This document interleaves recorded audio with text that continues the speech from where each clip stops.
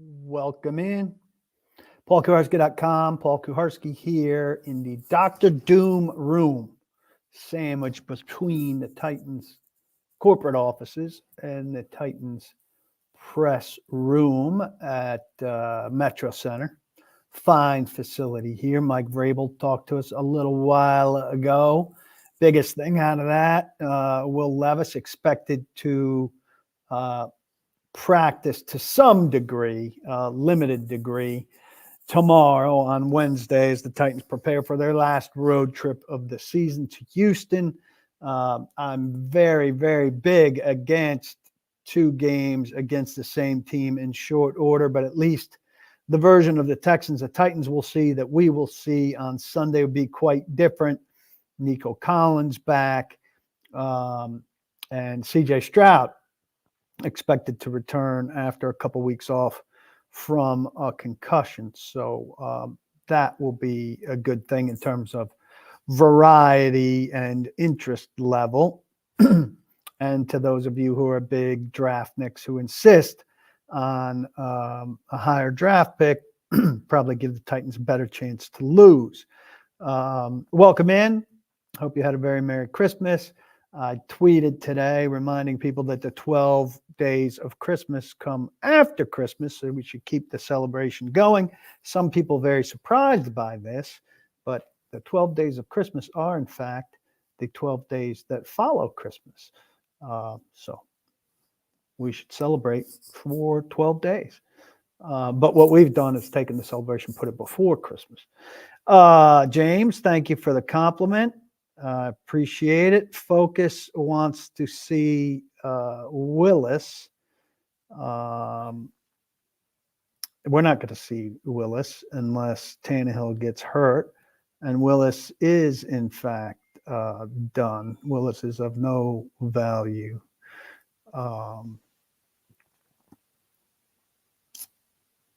Any longer here.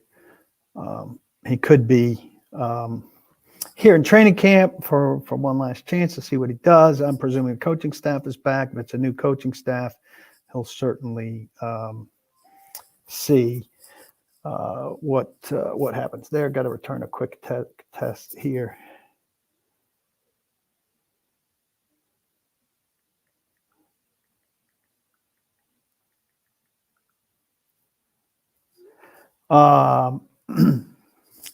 But also this thing where you have to see Willis in games to get a read on him at this stage is false. We've seen Willis at the end of the Baltimore game. He's horrific. The idea that he's made any huge improvement from working as the third quarterback during the season is crazy. They're not going to be franchising Derrick Henry. No way. Why would they franchise Derrick Henry when there's going to be a very, very limited market for him? I mean, I think it's less than 50-50 that they re-sign him, but franchising him would be ridiculous. I don't know what the franchise number will be, but it'd be far, far more than he's worth. Thank you, Logan says that Christmas is day one of the 12 days. So happy second day of Christmas. Look, money's not the issue with Derrick Henry going forward. I mean, it may be. If money's the issue, he's definitely not going to be here because that means somebody else will have offered him money. But I've seen like Spotrac projects his market value as 2 years for $19 million. If he's getting 2 years for an actual $19 million, there's no way he should be back here. There is no way, no matter what kind of money they have, that they should pay him $19 million for 2 years. I mean, he's simply not worth that anymore. You pay him for what he's going to do, not for what he's done, and he's not going to do $19 million of work over the next 2 years. No way, no shape, no form. Yeah, I want to talk about this. If you are a big tailgater at Nissan Stadium, I want to do a story about this. It is very much your last chance to have what may have been your traditional tailgate since 1999, because that parking lot is going to begin to be torn up in the name of building the new stadium. So the Jaguars game is your last chance. I want to write a story about you. So if you are somebody that's got a long-standing tailgate at Nissan Stadium, I want to talk to you. DM me on Twitter or email me at pkuharski@gmail.com. I want to email back and forth or have a phone conversation. I want some pictures. I'd like to do a big tribute to people who've had a long-standing tailgate there and some of the sentimentality that will be attached to what will be the last big tailgate chance at Nissan Stadium. Do I think an upgraded offensive line will help the Titans' offensive philosophy, or do they need an overhaul? Well, any offense needs a better offensive line. I mean, I think the end of Henry, which I'm expecting, changes the offensive philosophy to a degree because you're not predictable in terms of when Henry's on the field. It's probably going to be a run to Henry. And when Henry's on the field, he's probably on the field first and second down, only third and short. Certain routes from a running back are not a possibility. Spears, obviously, not the truck that Derrick Henry is, but a guy who can, run the entire route tree and is a more overall versatile back. He's not going to handle the amount of touches that Derrick handled in his prime, but is no longer getting down to around 16 carries a game. But look, the more modern offense that a lot of you are calling for, could conceivably include 3 50-yard touchdown passes from Will Levis. If they get ideally 3 50-yard touchdown passes from Will Levis, then they're going to be in a 4-minute offense, which includes a lot of running, right? Where you need to, in some ways, massage that lead. I'm not saying get up 21-0 and sit on it, but at a certain point, even the Dolphins, are not constantly heaving the ball downfield, right? So there's still going to be a run element to the game. I think the offense is going to evolve and change maybe more than it ever has because I don't think Henry's going to be here. But whoever's at quarterback needs protection. They need a new offensive line.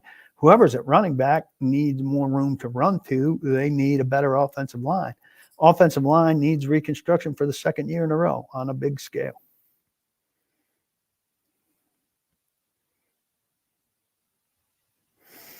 Yeah, look, I mean, this is the popular line of thinking, right? They need a highest pick so they can get Alt from Notre Dame or the kid from Penn State. So they should lose. But, the top picks at the top positions don't always pan out, right? And so you could draw that simple line and say that's the key. The year they drafted was at 16, and they needed a top wide receiver, and they drafted Corey Davis. 6th overall, 5th overall? What happened to that? How'd that work out? I think, Robert, it's much more important that at the pick they're at, they draft an excellent player than that they get the highest pick possible. That, to me, is much more important. There are valuable snaps to be had and valuable lessons to be learned by the guys they have to win. I think it's important for them not to go winless in the division. And I think right now that's got to be top of mind. Right now they can't be thinking of what draft pick they get several months from now. It's not unusual for a team not to have a guy that gets franchise tagged. I mean, you got to have somebody with an expiring contract who you can't afford to strike a deal with or don't reach terms with to not franchise them. I mean, it's more unusual to have a guy you're tagging every year, I think. Bobby, I mean, you're just absolutely wrong. $10 million a year for 2 years would be absolutely unreasonable for Derrick Henry.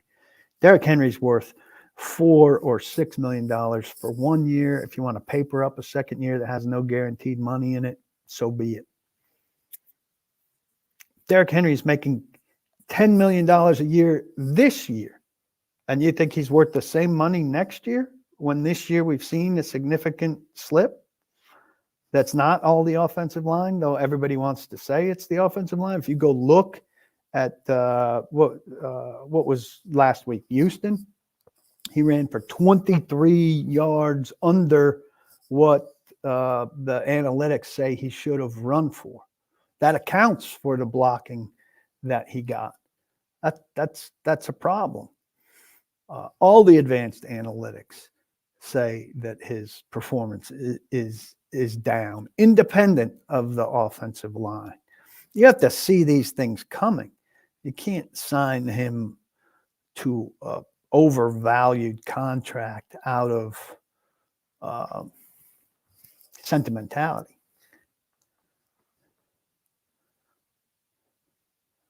There's not a player they should currently franchise. We know who their free agents are. They're mostly the guys they signed last year. Aziz and Murphy Bunting and all these guys. None of them are franchise level players. Yeah, Tannehill's absolutely not here next year. And I've said time and time again, I think they should sign one of 4 backups. And now I always forget one of them. Gardner Minshew, Josh Dobbs, Tyrod Taylor, Jacoby Brissett. All 4 of those guys are backups. Maybe Darnold you would add as a 5th, but there's a small pool of veteran backups who are going to be free agents, who usually would be priced out of the Titans' range because they're up against the cap. They should put a premium on those guys and go and get one of them to be Will Levis's primary backup next year. I absolutely think that would be of key importance.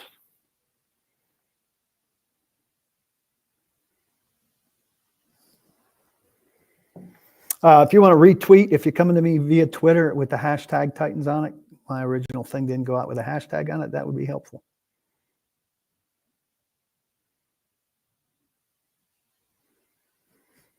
Well, I mean, it's been a more balanced offense in a lot of ways this year. We were just talking in the press room. I mean, Henry and Spears has outsnapped Henry by like 3 snaps this year. Now, part of that is that Titans have been behind a lot, and Henry doesn't play in 2-minute offense when the Titans are trying to hurry to catch things up. Titans are 3rd and long a lot. Henry doesn't play when they're in 3rd and long. So that's going to smash them up. Also, I think we calculated 8%. They've got 2 running backs on the field. So that helps equalize them a little bit. I mean, I don't even know why we're having this conversation about franchising him. You franchise him because you're scared of losing him. I don't think they're going to be scared of losing him whatsoever.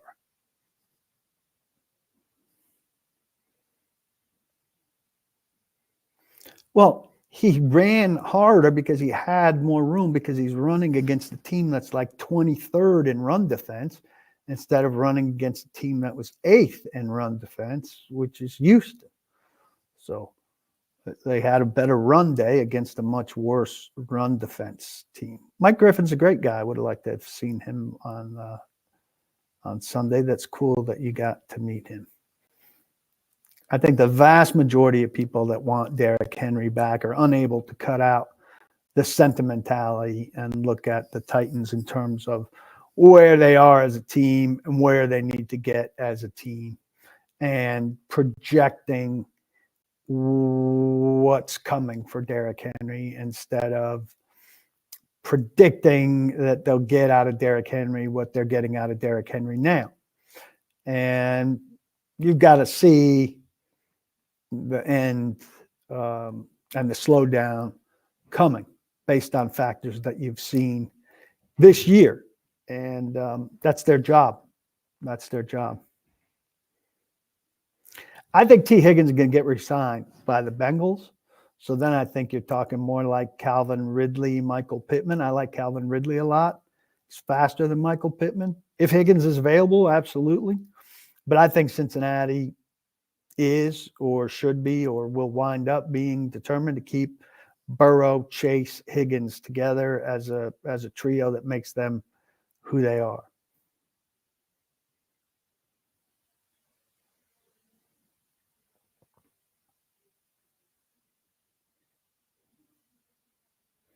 Fan base has to root for the team, not individuals. That's how sports work now. I mean, did the fan base leave the Titans when Derrick Henry left? I mean, sorry, when Eddie George left?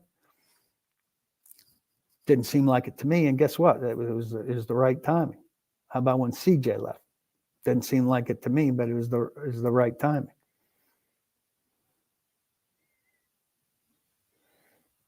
I do not have an MVP vote. I'm a Hall of Fame voter, but I'm not part of the Associated Press's panel that votes for year-end award.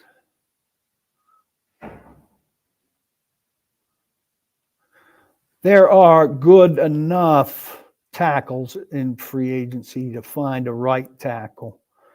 And if they find a premier left tackle in the draft,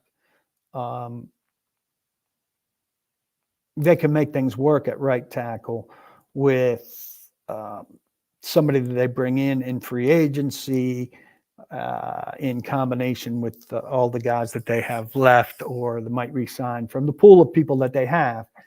I don't think they could go tackle, no third rounder and not address all of these other needs that they have. They have a need at virtually every position on the field. They have to get a wide receiver, they have to get a cornerback. Those are the big two, probably an edge rusher. And so I don't think you can address wide receiver polar. I don't think you can address tackle with your first two picks and leave wide receiver and cornerback, even if you do some damage in free agency until the fourth round. It's just too much. Titans are playing their games at Nissan Stadium until the new building opens in 2027. There's just not going to be any place to park while they're building the new stadium in the main part, what's been the main parking lot for Nissan Stadium.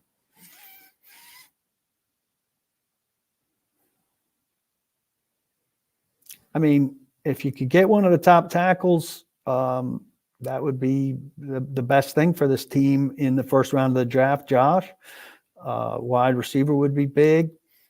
But, you know, if you're sitting there and those are gone and Brock Bowers, the tight end from Georgia, is sitting there, he's a guy that could transform your offense in a lot of ways and would be terrific. And so, you know, you have to be open to all kinds of possibilities. You can't just predetermine what you're going to take in the draft. It has to be key on who's there. I think super elite first round offensive linemen can fight their way through things.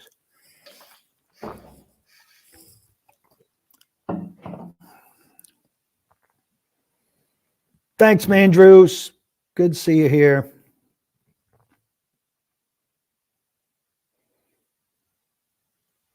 Jim Schwartz is an excellent defensive coordinator, and he was helpful here, but he was not doing as much as a lot of people like to envision here.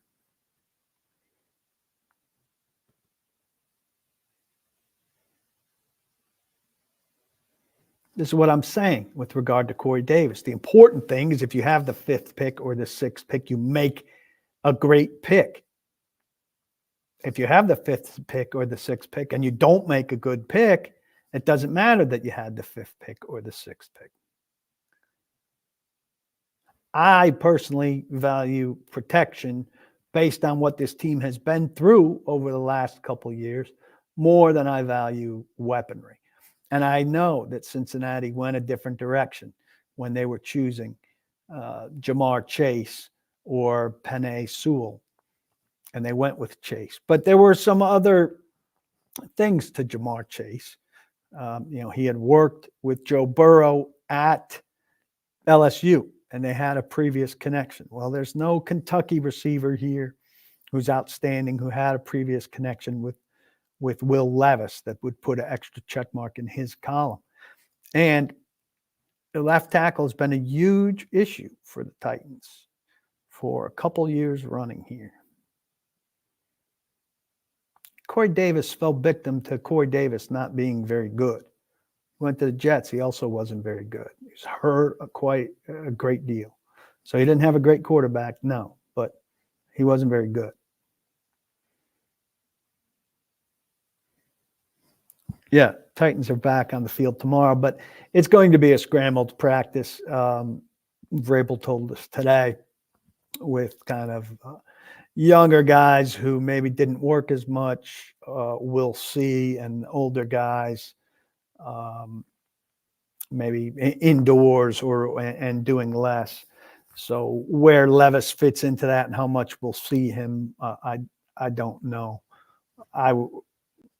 He'll be on the injury report, and he'll be listed as limited, I could almost guarantee. Well, he's ruling out guys who can't play. He's not ruling out guys because he wants a higher draft pick. If they're hurt, they're hurt. Come on.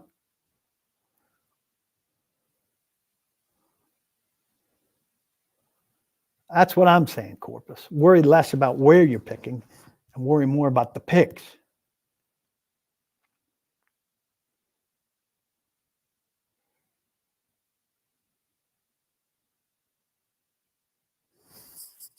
Yeah, I hate to break it to you, Jay Breezy, but 16 rushes for 30 yards is much better than 16 rushes for 9 yards, if that's what's available to a running back. I'm not saying that's like a make or break day, but it's different. And that he's not getting those yards is an indicator about what he is and is not able to do on his own. And the Titans need to read those indicators and know what they mean. I think Azeez Al-Shaair will be re-signed and will be back, but he needs a far better player next to him. The Titans just take that spot for granted. Jack Gibbons is not a good enough player to play in that spot.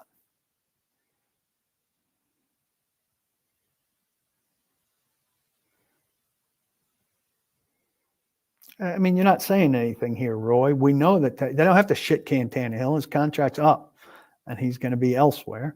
And Malik, I expect, will be in camp as the third. And they're going to bring in another guy to be the second. And I don't know that they need a third. Danico Autry's contract expires after 2 more games. And he's a guy I think they should re-sign. Still going strong, likes it here, fits in well, still very productive, a real worker and a tone setter. He's been great. And if you could get him on a 2-year deal, that'd be great. I think taking a quarterback at 5 would be really stupid. You use that much draft capital on quarterbacks. You'd be using a third that you traded up for, and then the next year a second that you traded up for, and then a first. It's just too much. And that would mean you don't believe in Levis. And I think Levis has shown enough that you should believe in him. I don't know that Minshew is getting a starting job somewhere next year. I think he's getting a job with a better chance to wind up doing some starting.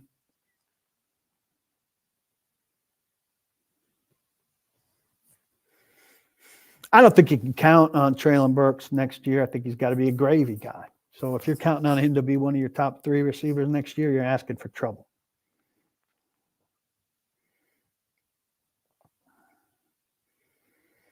That's a good question, Mark, about Vrabel hiring a coordinator. And I don't know that he's going to fire either of these guys. So I think the question first is about his willingness to fire somebody, and then about who he's willing to go hire.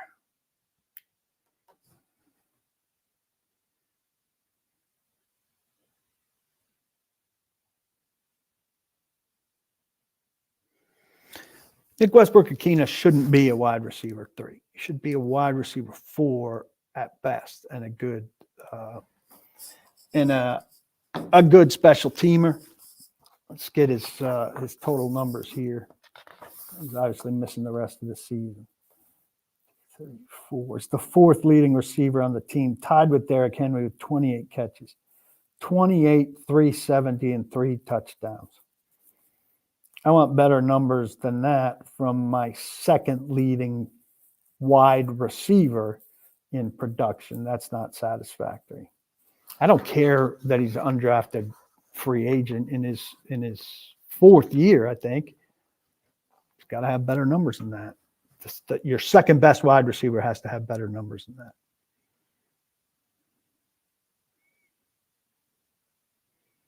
Well, if you can't cut out the sentimental, you have to at least preface your comments with that.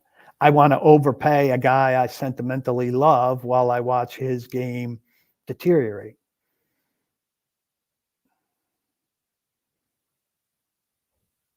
No, I don't think. I think it would have been too early for Levis, and this team was, 2-5 without Levis. It's not like they've had some great winning record with Levis. They've won 1, 2, 3 out of the 3-4 with Levis. 3-6 with Levis. I mean, it's a bad football team.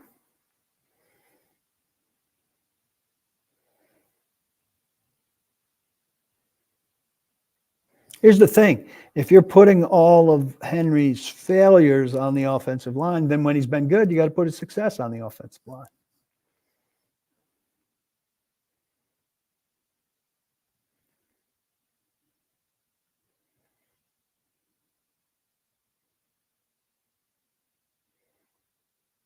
Debater, I haven't memorized who you're talking about, so you got to give me full context when you're talking.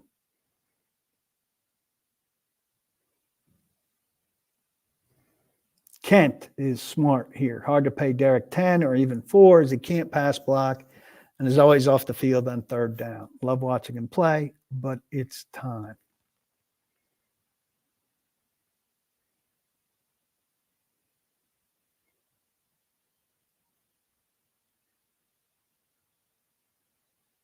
They just don't have the draft capital to spend another draft pick on a running back when they're down a third round pick. I mean, they're running backs to be found all over the place. They're like 6 veteran free agent running backs where you could take the cheapest one of those guys, or you see these undrafted guys taking off all over the place. What do I think about the Titans trading for a left tackle and using their cap space and taking the best player on the board in the first round? Well, you can't trade your cap space for a left tackle. You have to trade your draft picks for a left tackle. So if you're getting a very good left tackle, first off, why is somebody trading a very good left tackle? They'd be trading him only for a contract dispute or money dispute. Well, you have the money to sign him, but then you're giving up the draft picks that you need to use for other needs. So Titans aren't in good position to make a trade.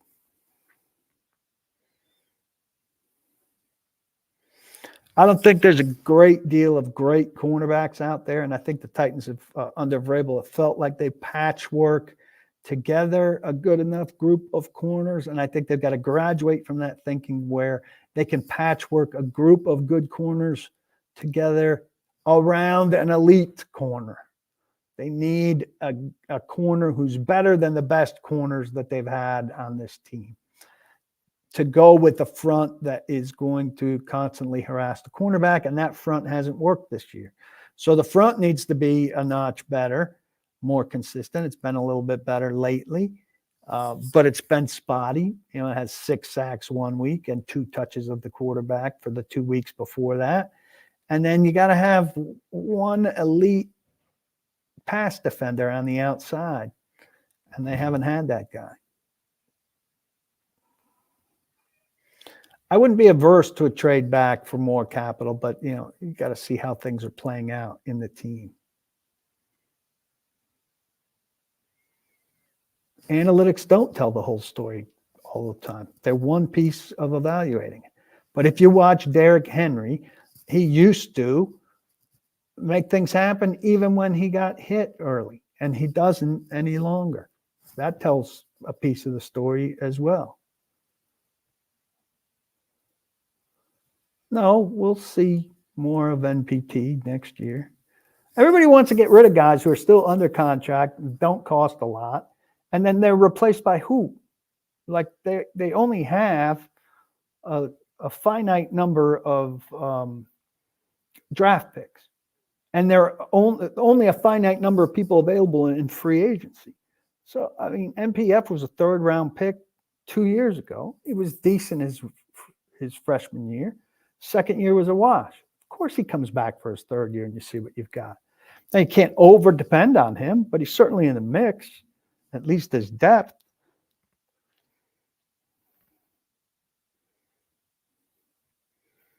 Head coach always talks after the season. General manager doesn't necessarily, and this general manager doesn't talk, period. I mean, he talks to his friends at the Atlanta Journal-Constitution.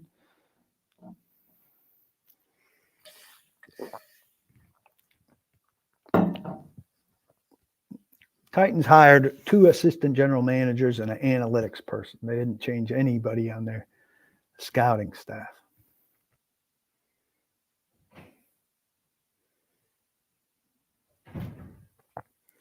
I think the first and foremost problem is the talent. There's no talent on this team.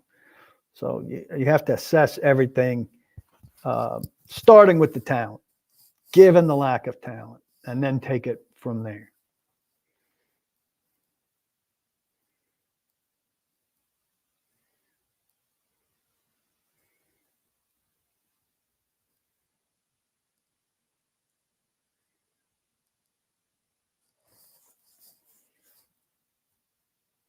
Mike Vrabel said we're not going to see Caleb Farley on the field this year. I think Arden Key signed a long-term deal, but he's been patchy at best. They're not putting him out there on rundowns, and his pass rush is very spotty and inconsistent. I don't know what's to be in love with there. There's no left tackle that's saving this franchise coming available in free agency.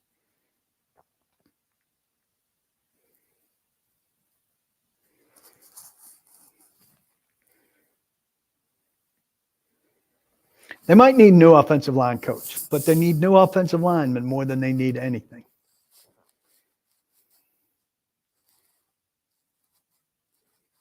Yeah, I think Caleb Farley's finished. Westbrook-Akina injured his hand.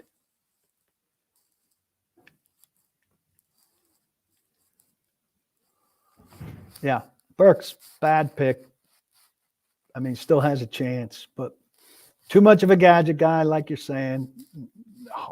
Hard to see how you could look at him and say this guy's going to offset the loss of A.J. Brown.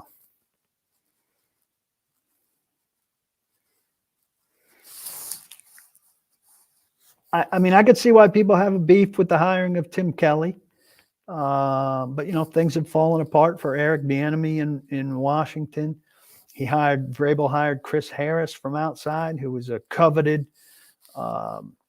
defensive coach around the league, and he hasn't exactly done wonders for the secondary. The one guy who's gotten better under him, who I really think he's had a nice season, is Roger McCreary, who's become a solid nickel in my eyes. But Fulton fell apart for a good stretch of the season. Murphy Bunting is what Murphy Bunting is. And these guys on the fringe like Avery and Garrar are guys who belong on the fringe. I think Spears could be a running back number 1, but he's not going to be a running back number 1 like Henry is. Nobody's backs like that take that large a share of the carries are, going to be less and less frequent, and that's okay. I'm glad to see Chig come to life. I think Chig,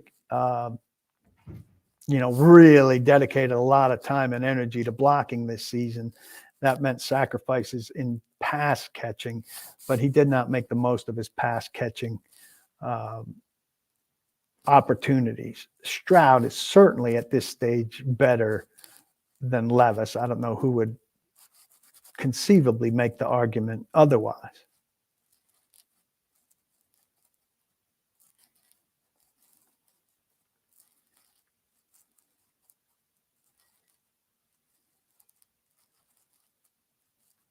I do not see a scenario where Rand trades up for another first-round pick this year with the future picks. They got to get back to a spot where they've got all their picks every year, full stable.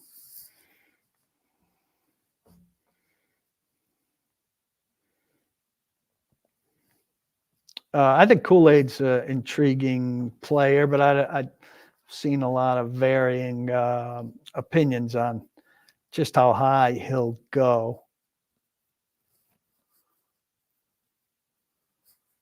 No, I think Spears can take a lot more of a workload than Dion Lewis ever should have had here.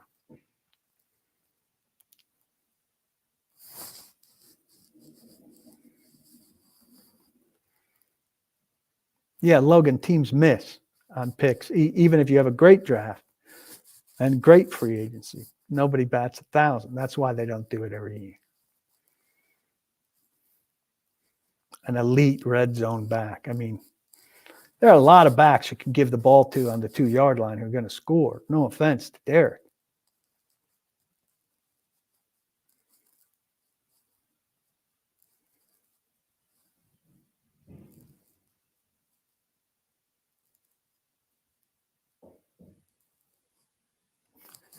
There's only one way to handle Dillard. It's to cut him.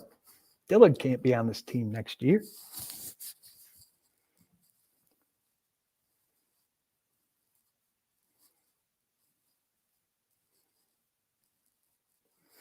Yeah, but MB, what are you trading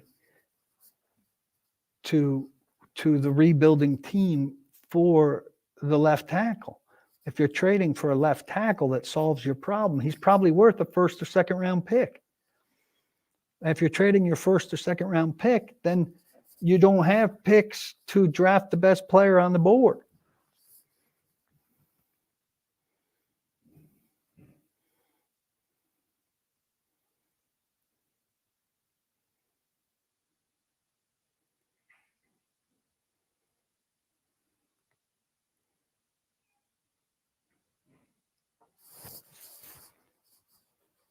Draft a left tackle high, and then look at some of the free agents that Mike Herndon talked about in his recent piece at paulkuharski.com. You should become a member if you're not. $5.99 a month is like a cup of coffee or a fancy cocktail, cheaper than both of those. You could be reading all this good stuff. I have chats like this on a regular basis without the riffraff. Once a week during the week, after a game from the press box, as news breaks. Also, Zen Sports is my sponsor. You can get a free year's membership to paulkuharski.com if you just get the Zen Sports app and use TN Paul as the code. And then all you do is make a $10 bet. Boom, free year's membership to paulkuharski.com. No, free agents. How about Robert Hunt from the Dolphins? Zeitler is a nice interior guy. If they went for a center, Cushenberry. I mean, there's some options out there on the interior in free agency.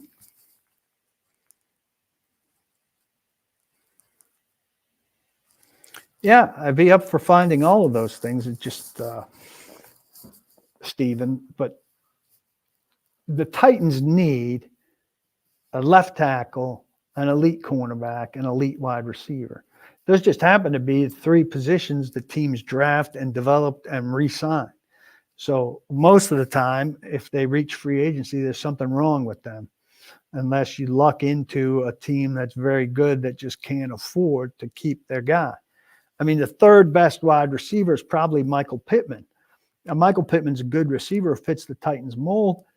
He's just not fast enough. And I want some damn speed finally at receiver for the Titans. Great edge rushers don't typically make it to free agency. Love the guy from Baltimore if you can get him. He gets a half sack a game. Cornerbacks, I don't think the crop is great. Do the best you can in free agency. Absolutely, the left tackle, I think, needs to come from the draft. They call this a lazy act. Again, Chris Harris came here from outside. Craig Aukerman was not a Vrabel guy.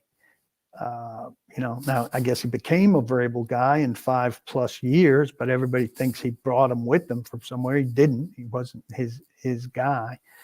And so, they're people from the outside who've come here also. Yeah, I think Brewer, Rossi should be a depth guy here, ideally. They may think more highly of him than that. And how many spots can you turn over? Skoronski's locked in, so you've got a left guard. Left tackle's definitely changing. And right tackle's definitely changing. So then what do you want to change more? The Brunskill spot or the Brewer spot? Maybe both. We'll see. Maybe Brunskill goes to center. Can you change 4 out of 5 or 3 out of 5? It's a lot of questions. But Tannehill's got to get rid of the ball. I mean, he threw some balls that were nice ball placement, but he's got to get rid of the ball or throw it away more often in more situations. Alt and the kid from Penn State are routinely so Notre Dame and Penn State kids are routinely rated as the 2 best left tackles in the draft. Let's keep this going a little longer. Retweet it if you haven't.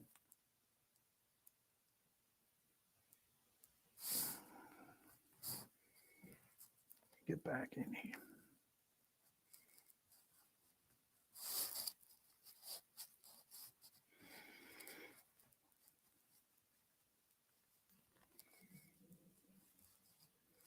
I think Arthur Smith stays on in Atlanta. I think if he came free, he gets an offensive coordinator job somewhere. I think Mike Vrabel would be crazy not to do everything he could to get him back here.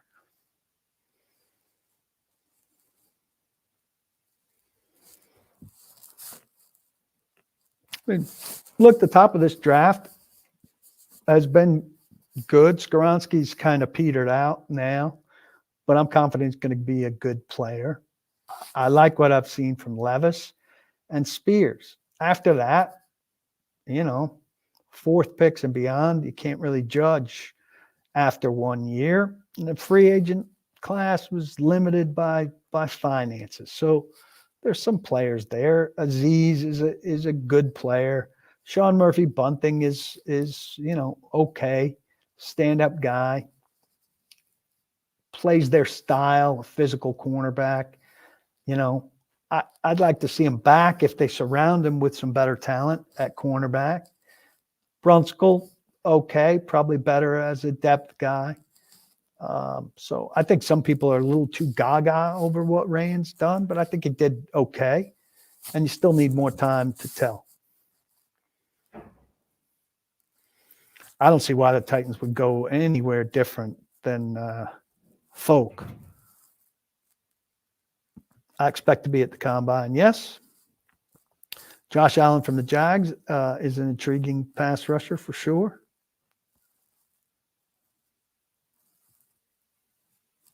No, Vrabel, if he's hiring new coaches, needs coaches who are not under contract. Coaches can't just leave. If they're under contract, and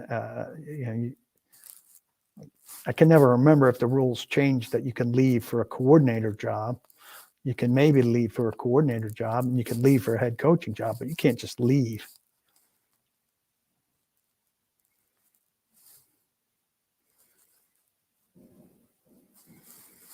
I think Spears would be, maybe 60% next year.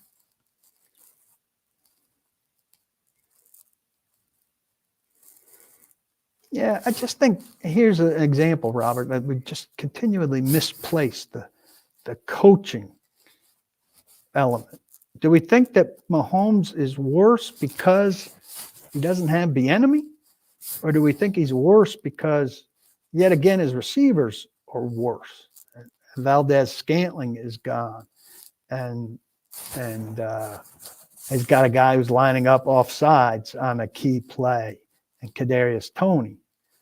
I think his personnel is progressively getting worse, and that's a bigger deal than Bieniemy.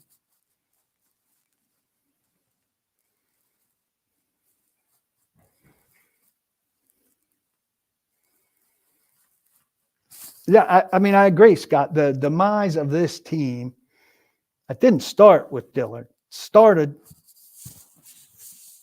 with started at right tackle. It started when John Robinson thought that Isaiah Wilson was going to be the replacement for Jack Conklin. And then all the offensive line work from there has been pretty bad. And the root problem of this team is the offensive line. You go from Isaiah Wilson to Dylan Radins to Nicholas Petit-Frere. The third one's serviceable, but you've spent a first rounder, a second rounder, and a third rounder. You repeatedly failed with the guys you've brought in, like Jamarco Jones, to be swing people. Dennis Daly, to be swing people who are not up to the task when their turn comes to take snaps. And it just gets progressively worse. And it feels like they don't take it seriously enough. And that they're not good enough at assessing talent. Oh, of course, the jury's still out. You can't assess a GM after 1 year. But there are other things about Carthon. Look, the number one thing about Carthon is going to be personnel acquisition. There are other things about him that aren't favorable. Kelly and Questenberry were going back a ways. Sambrilo. We're going back to Derrick's 2,000-yard season. Kelly, you're going back, this is since 2000, since 2020, I'm talking about. That's when Panda was drafted. That's when everything started to go bad.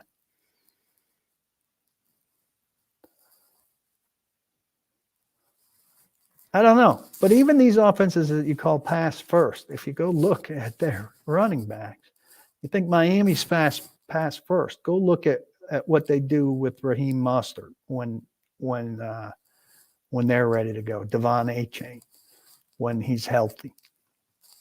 I think we tend to exaggerate what pass first offenses are. Certainly reliant on big plays from Tyreek Hill. Don't get me wrong, and you'd like to have that. But we make it like they don't run, which is wrong. Kelly, by the way, was playing right tackle because Panda didn't pan out, so that was a good backup plan. And that's back when John Robinson was still doing good work, when he had a good backup plan, because he made a good trade, Dorial Green-Beckham for Dennis Kelly. And then everything kind of flipped. Depends on who's on the board. You can't trade the pick now for more picks. You got to trade the pick when you're on the clock for more picks based on who's available when you're on the clock. Don't know exactly what Stonehouse's injury is, so I can't tell you if he's ready for the beginning of next season. If it's a torn ACL, no.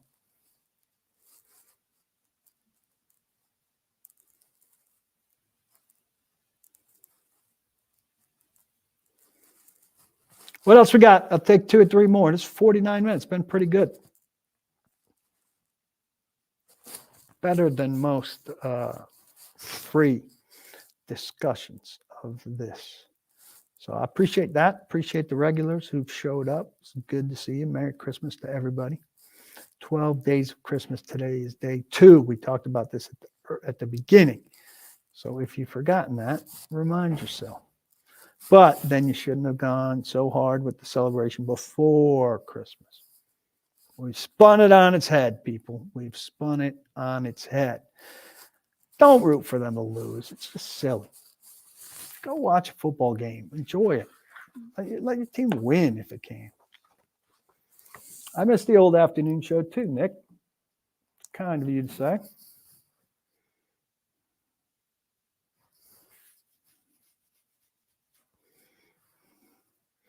There you go. Logan's appreciating the private shows all the more. You could be part of the private shows if you're a member of paulkuharski.com, which is very inexpensive. Or it could be free for you if you make a $10 bet at Zen Sports and just use the code TNPaul.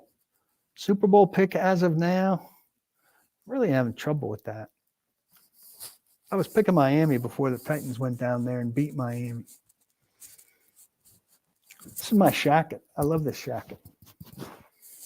Wear it too much. I don't have a Super Bowl pick right now. Ask me on Twitter this weekend or before Thursday Night Football. All right, this has been great. I appreciate everybody coming by. Also, be sure to eat at Jasper's in Nashville between Midtown and downtown. Free parking, great food. Ravens look very strong. I don't think the Ravens are going to do it. I think it's going to be a surprise. I'd love to see the Browns do it. Alan Ditto, it's a pleasure to see you here, my friend.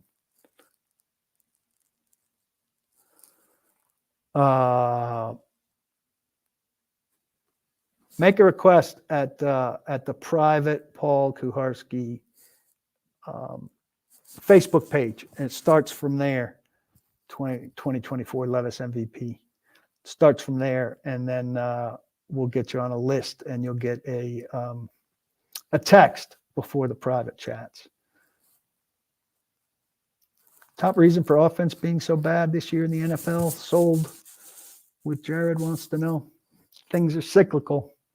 Things are cyclical. If you think that there's somebody who's gaslighting and whose takes are nonsense, here's what you do. Stop listening. Stop listening. Don't listen. Find better content like here. Best radio in Nashville is Robbie and Rex Road. I'll be with them tomorrow morning, 7:30 to 9. All Titans talk. Don't miss it. Tune in. 1025 The Game. Don't block the box, and be sure to lock your locks. Thanks for coming by. I've enjoyed chatting with you. Appreciate you very much. Merry Christmas. Take care.